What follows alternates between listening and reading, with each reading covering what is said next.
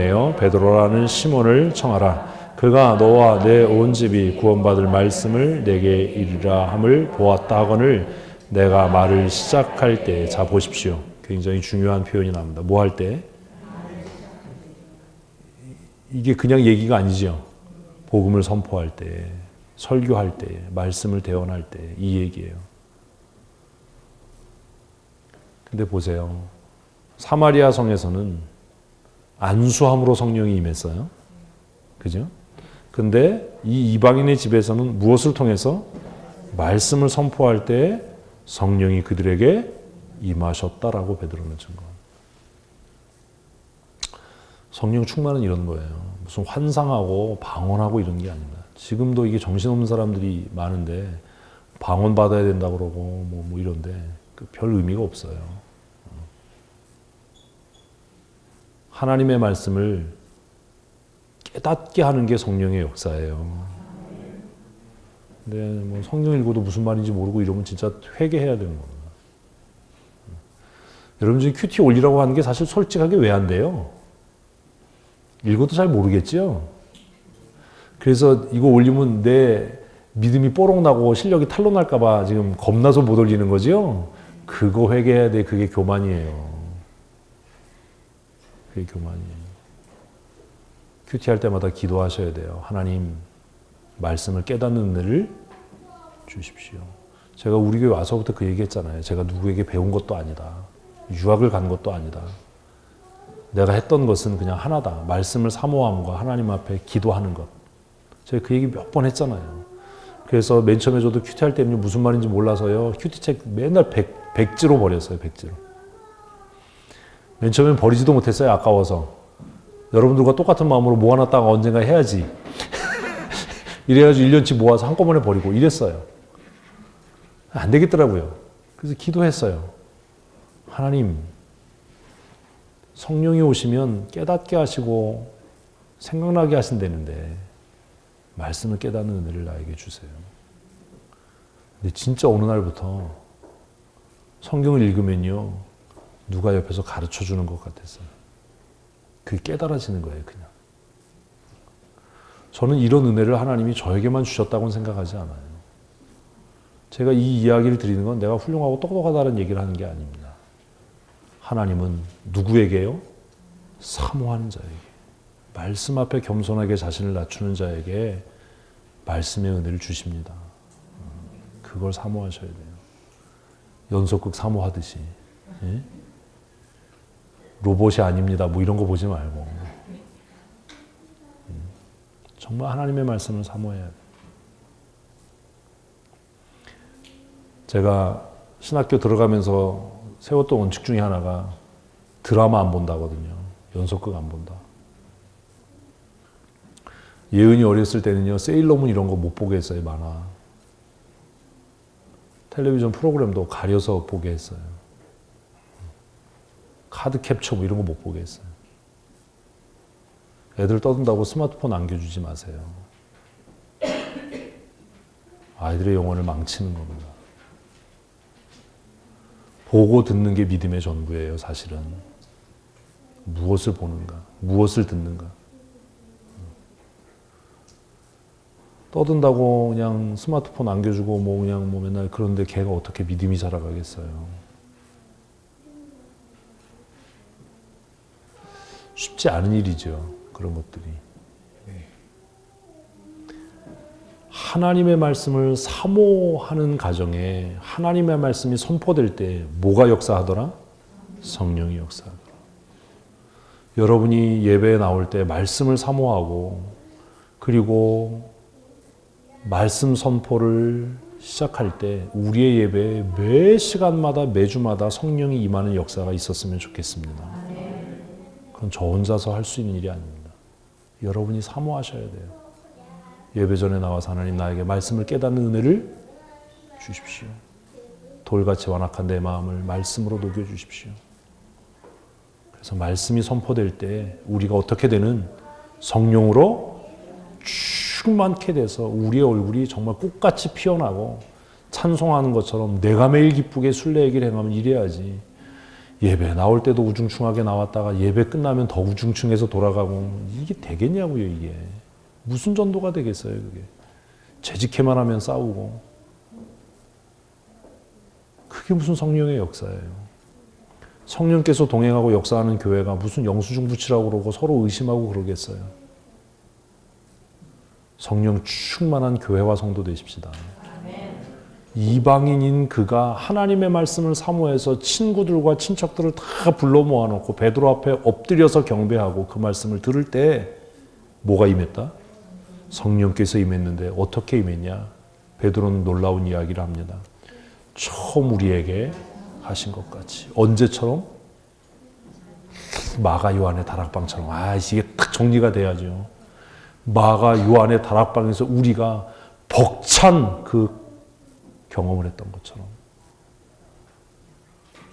성령께서 거부할 수 없이 우리 각 사람 머리에 임하신 것처럼 그날 우리가 뒤집어졌던 것처럼 그날 우리가 능력을 받았던 것처럼 처음 우리에게 성령을 임하셨던 그 역사함이 그곳에 임했다. 아멘. 이렇게 기도하셔야 되는 거예요. 하나님 예배합니다. 오늘 우리가 예배할 때 목사님을 통해서 말씀이 선포될 때에 내가 그 말씀에 아멘 하고 고백할 때에 마가 요한의 다락방에 임하셨던 그 성령께서 나에게 임하여 주시옵소서. 아멘. 이런 사모함이 있어야죠. 정말 목마른 사슴이 시냇물을 찾기에 갈급한 것 같은 그런 사모함이 우리에게 있다면 왜 하나님께서 우리에게 성령의 은혜를 선물로 주시지 않겠습니까? 저놈의 설교는 언제 끝날까? 왜 또 저런 얘기할까? 했던 얘기 또 하고 어떻게 성령께서 역사하고 임하겠어요? 인간적으로 보면 베드로가 갖고 있는 지식하고 백부장이었던 이탈리아 군대의 백부장이었던 그 사람이 가지고 있는 지식하고 상대가 됩니까? 안 됩니까? 사관학교 졸업한 사람이잖아요. 우리 식으로 하면 육사 졸업한 사람이잖아요. 베드로는 뭐고요? 일용직 근로자고요. 어부고요. 학교 근처에도 못 가본 사람이고요. 누가 누구에게 들어야 합니까? 그런데 그는 왜 베드로 앞에 무릎을 꿇었습니까? 여기서부터 문제가 있는 거예요. 말씀의 권위 앞에 낮아지셔야 돼요. 목사의 권위에 복종하라는 게 아닙니다. 제가 그 얘기도 했잖아요. 아무리 연소하고 어떻든지 하나님의 말씀을 대언한다면 우리는 그 말씀 앞에 낮아져야 한다. 제가 이 얘기 했잖아요. 그죠?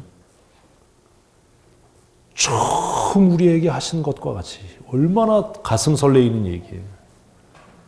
마가 요한의 다락방에 성령을 임하게 하신 하나님은 오늘도 우리 가운데 역사하는 줄로 믿습니다. 이런 믿음이 있어요. 이런 기대가 있어요. 이 예배당에 올라올 때마다 하나님께서 나에게 그런 성령의 역사를 주실 것이다 라는 믿음이 있어요. 예배를 통해서 성령의 불이 내게 임해서 내 병든 몸이 강건해지고 내 슬픔이 기쁨이 되고 염려가 찬송이 되는 은혜를 주실 줄로 믿습니다. 이런 믿음이 있어야죠. 예배 전에도 우중충하다가 예배가 계속되면 더 우중충해져서 예배 끝나면 피곤해 쩔어서 이러고 집에 그걸 몇 년을 계속하는데 뭐가 나아지겠어요. 뭐가. 뭐가. 얼마나 도전이 돼요. 처음 우리에게 하신 것 같이 하나님께서 그들에게도 하셨다. 이게 변증이에요. 이렇게 얘기하는데 누가 덤빌 수 있겠어요? 없겠어요? 없죠. 이렇게 얘기하는데 성령께서 하셨다. 16절입니다. 내가 주의 말씀에 요한은 물로 세례를 베풀었으나 너희는 성령으로 세례를 받으리라 하신 것이 생각났다. 그 이방인들이 성령의 세례를 받고 정말 변해서 새 사람 되는 것을 보면서 베드로가 뭐라고 얘기하는 거예요?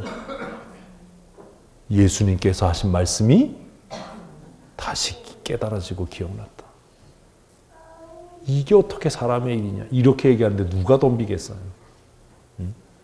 한날 우리가 성도들한테 권면할 때 내 생각에는 이러니까 싸움이 되지요. 하나님께서 이렇게 말씀하셔서 성경이 이렇게 이래야 되지요.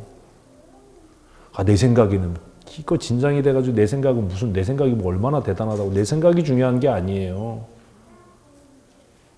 하나님의 말씀이 능력이 있습니다. 다 반대해도 성경이 그렇다라고 하면 그런 거예요. 아멘. 그래서 교회는 민주적이지 않아야 돼요. 말씀이 그러하면 그런 거예요. 베드로가 지금 그 얘기를 하는 겁니다.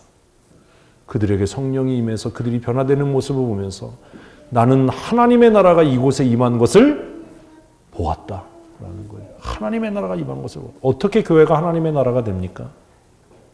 어떻게 죄인들이 모여서 매일 갈등하고 다투고 상처받는 교회가 하나님의 나라가 되지요? 누가 임할 때? 성령께서 임할 때요. 우리 교회가 날마다 천국 됐으면 좋겠습니다. 우리의 심령이 어떻게 하나님 나라가 되죠? 주의 성령이 나를 강권하실 때예요. 그래야 천국 되는 거 아닙니까? 그래야 하나님 나라 되는 거 아닙니까? 예수님이 하나님의 나라는 여기 있다, 저기 있다 하는 것이 아니라 바로 너희 속에 있어. 이 얘기잖아요. 지금 베드로가 보니까 그 이탈리아 사람들이, 이방인들이 성령 충만해서 변화되는 모습을 보니까 여기가 뭐예요? 하나님의 나라인 거예요. 찬송이 있잖아요. 할렐루야 찬양하세요. 네? 그럼 또 이제 한참 또 처음부터 해야 돼. 네. 내 모든 죄 사함 받고 그 어디나 하늘나라. 그 어디나 하늘나라. 우리의 발길이 머무는 곳, 우리가 멈춰서는 그곳이 하나님 나라 되는 은혜가 있었으면 좋겠습니다. 이렇게 앉아서 하니까 좋으네. 이렇게 앉아서 하니까요, 그 종교개혁 시대 같아요. 종교개혁 시대에는 목사님들이 앉아서 설교했거든요. 스펄전 같은 분은 막 4시간씩 설교했어요. 웨슬리는 불의 사람이잖아요. 감리교 창시자. 웨슬리는 밤새워 설교했어요. 근데 허리 아프니까 의자 갖다 놓고 했거든요. 그런 것 같아요. 이게 또 돌아가니까 너무 좋아요. 흔들면서. 의자를 협찬해 주셔서 감사합니다. 역시 입이 튀어나온 사람들이 훌륭한 사람이 많아요. 훌륭한 분들이 많아요. 17절 같이 읽습니다. 그런즉 하나님이 우리 주 예수 그리스도를 믿을 때에 주신 것 같은 선물을 그들에게도 주셨으니 내가 누구이기에 하나님을 등이 받겠느냐. 게임 끝났죠. 이 얘기는 내가 누군데가 아니라 지금 뭐라고 그래요? 니네가 누군데잖아요. 니네가 누군데 하나님이 하는 일을 이렇다 저렇다 얘기해. 성령이 임하심이 그 증거다. 하나님께서 그들도 구원하셨다. 하나님께서 그들에게도 은혜를 주셨다. 내가 그것을 보았는데 유대인이면 어떻고 이방인이면 어떠냐. 18절 그들이 이 말을 듣고 잠잠하여 하나님께 영광을 돌려 이르되 그러면 하나님께서 이방인에게도 생명을 얻는 회개를 주셨다. 아멘. 이 사도행전은 지금도 계속해서 쓰여져 갑니다. 누구를 통해서요? 하나님의 부름을 받은 사람들을 통해서요. 하나님은 지금도 하나님의 마음에 합당한 사람들을 찾으십니다. 그리고 그들을 통해 하나님의 구원을 이루어 가시는 줄로 믿습니다. 저는 우리 교회가 그렇게 쓰여지는 교회가 됐으면 좋겠습니다.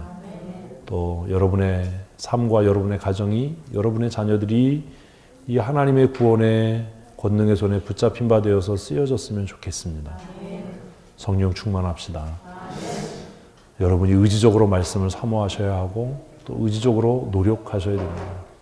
잘 안 돼도 시간을 정해놓고 큐티책 펴놓고 그 앞에 앉는 훈련을 하셔야 됩니다. 그 기계적인 훈련과 의지적인 결단이 우리를 하나님의 사람으로 강하게 세워나갈 것이기 때문입니다. 저도 계속해서 말씀을 읽고 공부하는 일을 게을리하지 않으려고 노력을 합니다. 그래서 성경 읽을 때는 전화 와도 전화 안 받아요. 가끔 전화인데 제가 전화 안 받으면 딱 2가지 케이스예요. 전화기 딴 데 놓고 돌아다니거나 성경을 읽고 있거나 그런 겁니다. 말씀을 묵상할 때는 방해를 안 받으려고 노력을 합니다. 다 돌아가고 나면 이제 혼자 있는 시간에 설교 원고를 씁니다. 왜 아무도 없을 때 하는지 아세요? 이건 제 그냥 개인적인, 아직 제가 성숙하지 못해서 그런데, 서재에 아무도 없을 때가 돼야 하나님하고 조금 가까이 있는 것 같아요. 예? 하나님하고 좀 친해지는 것 같아요. 그래서 나중에 은퇴하고도 서재를 하나 이렇게 가졌으면 좋겠다라는 생각을 해요. 하나님과 나만이 있을 수 있는 공간. 그래서 내가 하나님께 묻고 하나님은 나에게 답하실 수 있는. 저 성경 읽다가 가끔 물어요. 하나님 무슨 말인지 모르겠어요. 무슨 뜻인지 잘 이해가 안 돼요. 깨닫게 해주세요. 그리고 어떤 때는 내 마음을 이렇게 설레게 한 이 말씀을 어떻게 전달할 수 있을까요? 성도들에게 이 감동을 어떻게 전달할 수 있을까요?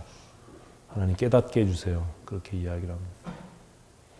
정말 놀라운 건 제가 이제까지 살면서 하나님은 한 번도 저를 실망시킨 일이 없다라는 겁니다.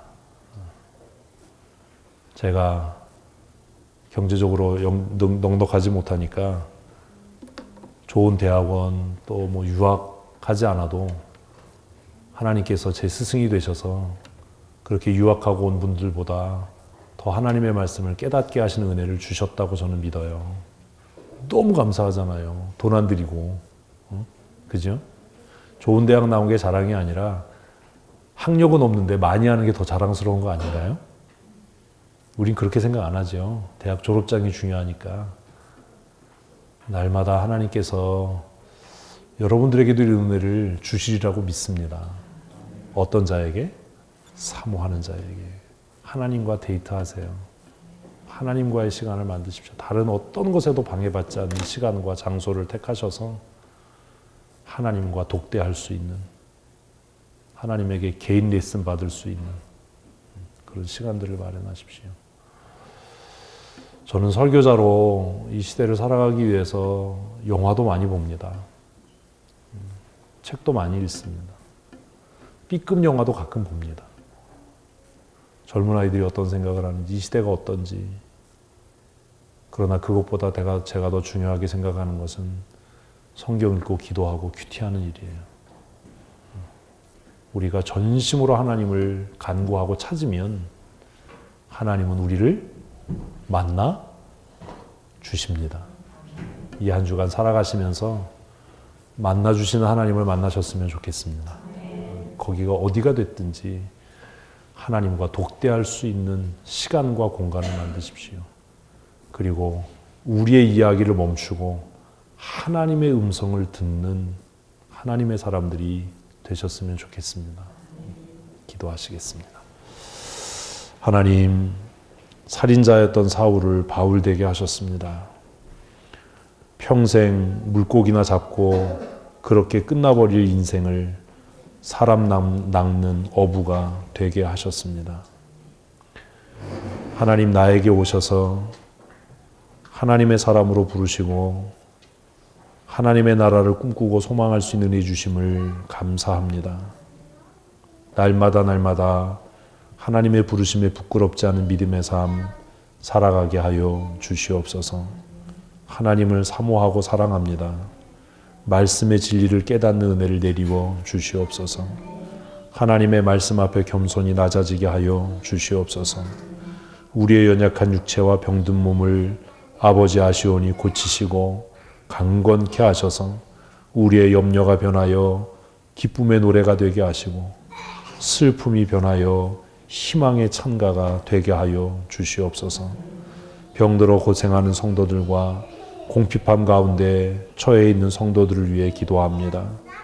하나님께서 우리를 위하여 이 땅에 독생하신 아들 예수님을 보내시고 그에게 우리에게 모든 죄와 허물을 전가시키시고 그가 스스로 부요한 자로 돼 가난하게 되신 것은 우리를 부욕케 하심이라 말씀하시고 약속하셨사오니 예수 그리스도의 보혈의 피공로 의지하고 주께로 나아가는 자마다 치료함을 얻게 하시고 강건케 되게 하시고 부욕케 되게 하시며 풍성한 삶을 살아가게 하여 주시옵소서. 새로운 한 주간을 시작합니다. 성령님 주장하시고 다스려 주시고 날마다 성령 충만하고 성령 하나님의 인도하심을 따라 기뻐 찬미하며 믿음으로 승리하는 삶 살아가게 하여 주시옵소서. 우리 구주 예수 그리스도의 크신 은혜와 아버지 하나님의 크고 놀라우신 사랑하심과 성령님의 교통하시고 충만케 하시며 날마다 믿음으로 승리케 하시는 그 은혜와 역사하심이 오늘 주 앞에 나와 예배하고 또 우리의 삶의 자리로 돌아가는 사랑하는 성도들 머리머리 위에와 그들의 가정과 출입하며 경영하는 일터와 사업 위에 영원토록 함께 있을지어다. 아멘.